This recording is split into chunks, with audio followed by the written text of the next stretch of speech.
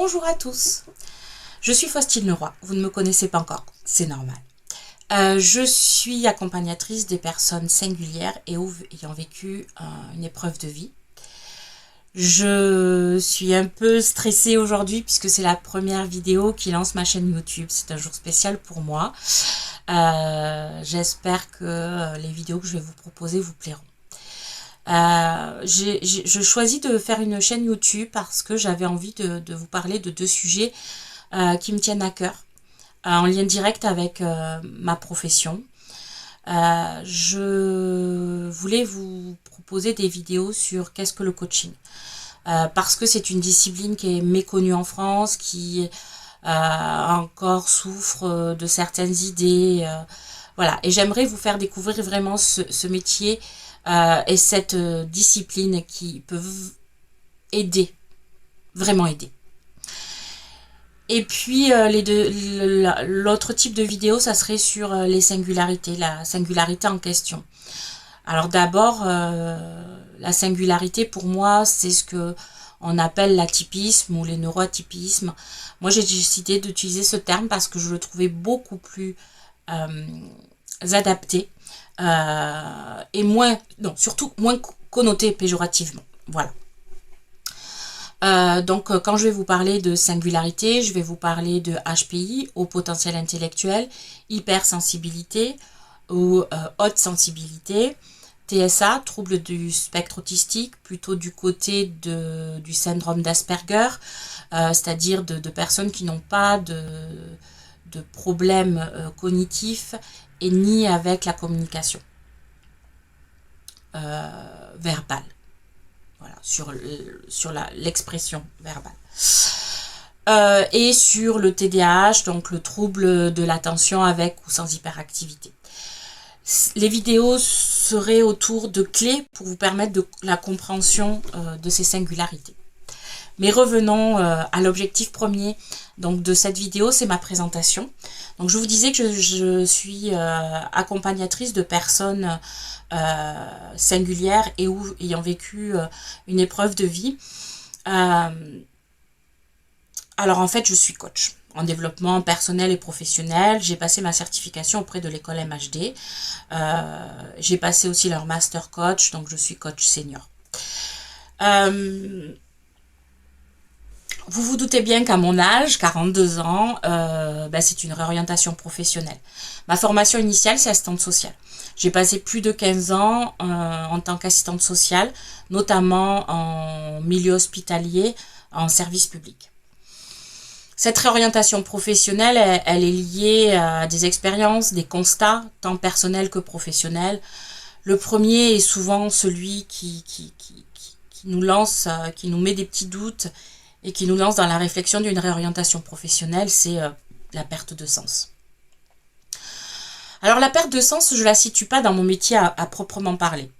J'ai toujours voulu accompagner les personnes, croire en eux pour qu'ils sortent d'une situation difficile, leur permettre une réflexion, une compréhension, leur donner des informations. Ça a toujours été quelque chose qui était en moi. Voilà.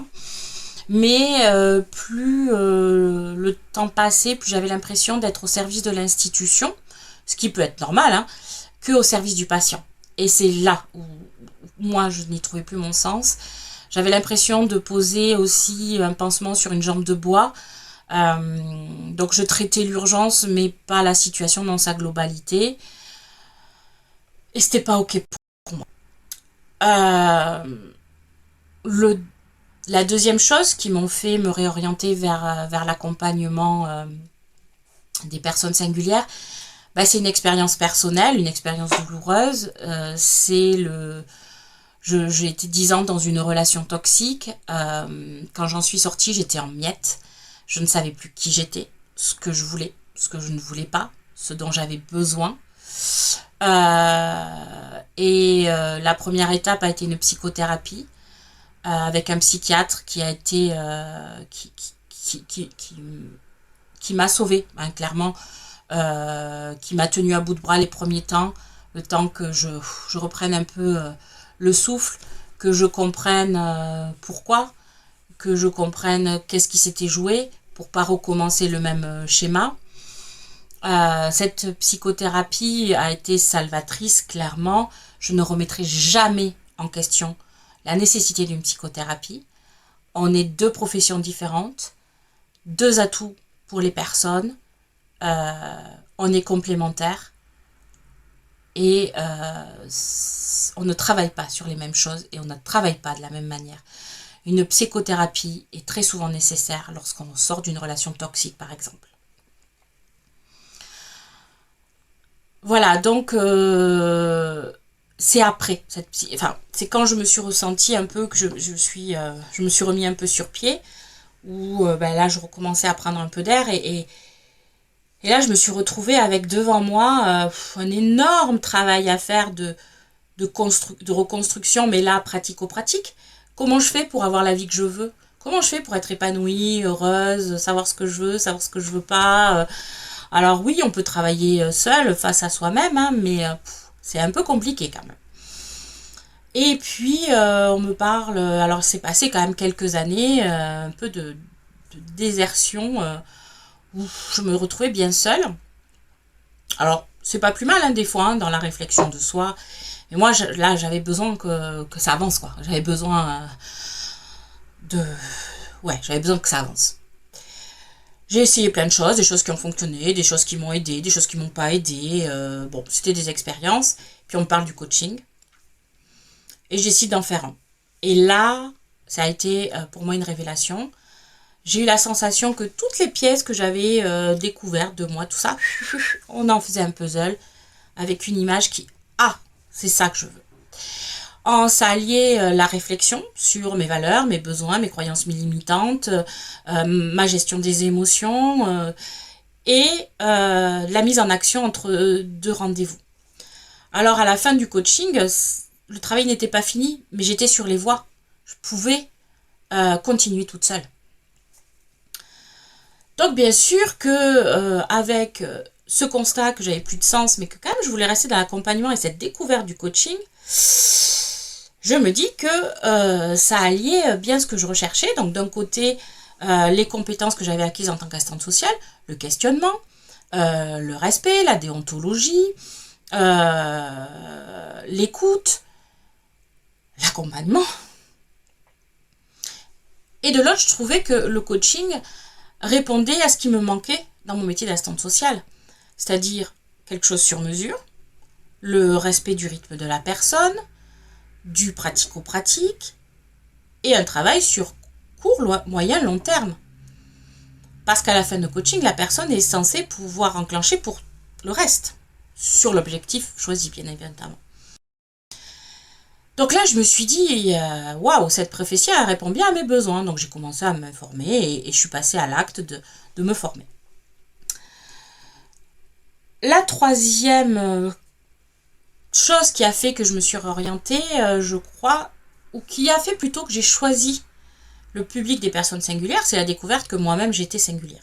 Alors si vous voulez en savoir un peu plus sur mon parcours et sur ma découverte de la singularité, je l'ai développé sur mon site internet, sur la page d'accueil, sur osezvousérévéler.fr, il y a tout mon parcours. Et puis si vous avez des questions, c'est en commentaire, hein, j'y répondrai sans problème. Donc la découverte de ma singularité, qui a été un énorme tournant de ma reconstruction, mais aussi de ma compréhension de soi. Et il y a des choses importantes que ça m'a permis, c'est-à-dire la paix avec mes parents. J'ai pu faire la paix alors que j'étais très en colère, mais en découvrant que, en fait, même l'été, j'ai compris pourquoi tout ce qui s'était passé dans mon enfance. Je fais la paix avec moi-même. Surtout avec certains comportements que je trouvais inadaptés. En fait, oui, ils étaient inadaptés dans cette société qui est majoritairement pas singulière, mais par contre, de par ma singularité, ils étaient compréhensibles et normaux. Et j'ai pu avoir un peu plus de légèreté et un peu plus de confort. Parce que, bon, on vous dit, l'hypersensibilité, c'est un trésor. Oui, mais pas que. C'est aussi de l'inconfort, notamment quand on ne le comprend pas. Et dans le coaching, en proposant un accompagnement aux personnes singulières, j'ai mis en place une méthode justement, la méthode des 3G que vous trouverez aussi sur mon site internet, où l'idée c'est, la première intention c'est se comprendre, comprendre ce qui se passe en nous, pour ensuite comprendre ce qui se passe à l'extérieur, pour ensuite agir pour que ça soit moins confortable et pouvoir atteindre ses objectifs. Il y a aussi l'idée, vous pouvez, c'est-à-dire que des fois, ben non, je peux pas parce qu'on doute, parce que ça fait partie aussi de la singularité. Non, je peux pas, je doute, je suis pas en capacité. Si, vous l'êtes. Ce que vous avez envie de faire, vous pouvez le faire. Et le coaching, il est là pour ça, pour vous bien vous connaître, pour savoir que vous avez toutes les compétences pour parce que vous les avez déjà, soit pour les acquérir. Donc oui, vous pouvez. Et c'est ça que je voulais proposer avec Osez vous révéler. C'est une bonne compréhension de l'atypisme pour plus de confort, mais aussi ne pas se mettre des limites là où il n'y en a pas. Ça revient à ce que, quand je vous dis, pour moi, je suis un catalyseur de vos possibles, c'est-à-dire que je suis là pour vous faire découvrir les possibles qui sont en vous et dont vous n'avez pas conscience. Donc c'est ça l'idée du coaching, c'est aller vous permettre de trouver des solutions qui sont déjà en vous, mais vous ne savez pas qu'elles sont en vous, et que vous puissiez le faire seul après le coaching. Donc voilà un petit peu ma présentation. J'espère que cette vidéo vous plaira. C'est la première, donc ça va s'améliorer. Je compte en faire plein. Voilà, si vous avez des questions, c'est en commentaire. Si vous voulez plus d'informations, c'est sur mon site internet. Vous trouverez ma présentation, ma vision du coaching en développement personnel, en développement professionnel, ma conception de la singularité et aussi une fiche contact parce que je propose des entretiens découvertes gratuits où l'on peut parler de votre situation pour voir comment je peux vous aider. Donc ça sera un petit entretien, où on discutera ensemble et où on pourra essayer de voir si je peux vous aider. Voilà, je vous souhaite une belle journée et à très vite pour de nouvelles vidéos.